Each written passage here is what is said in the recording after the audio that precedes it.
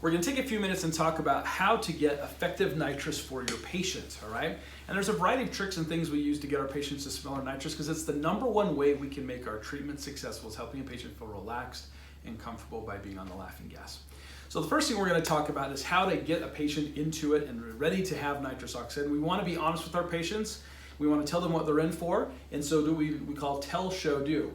So I have Cassandra here who's going to show basically what we're going to take our nose because that's what the patient really is going to see. They're going to see this nose and they're going to see that's what they have to wear on their face, which can be kind of intimidating. So as Cassandra leans the patient back or before, she's going to show the patient what the nitrous is, how it might go. She might even hold up to her own face and she's going to let them touch it and feel it. And by showing it to them and telling them about it, then they hopefully feel comfortable in doing it, all right?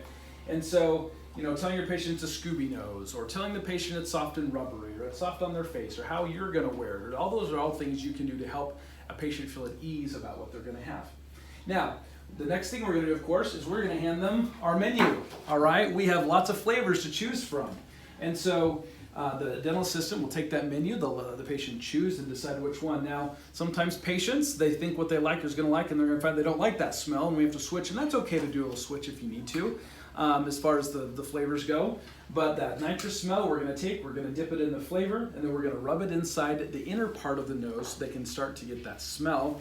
And that's how my patients choose the smell, so they now have something they're familiar with, and now they have something they want to smell to go on top of it. So hopefully they're more accepting of getting that nitrous on their nose, all right?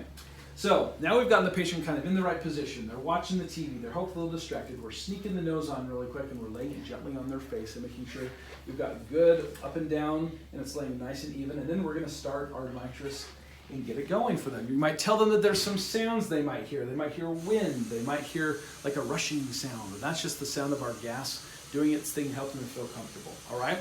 Now, that's what we've already asked the patient to do a lot at this point, but now we need them really to start breathing. Unfortunately, the nitrous only covers your nose. So that means you're only getting nitrous through your nose. That means if you're breathing through your mouth, you cannot get the nitrous smell either.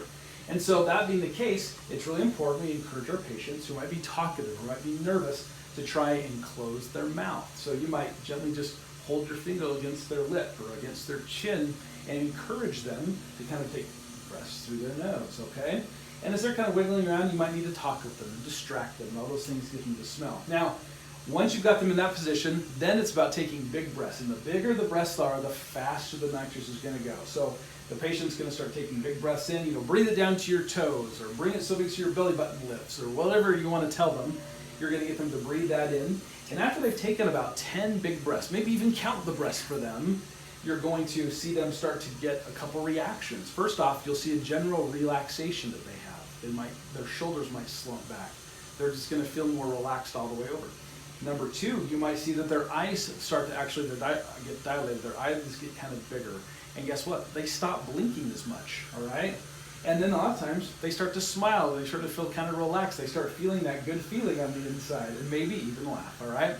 So getting those 10 good breaths in there is really the trick to get it going. And once you've got them relaxed, a lot of times patients will just naturally begin to breathe on their own, breathe through the nose, and you've got them right where you want them.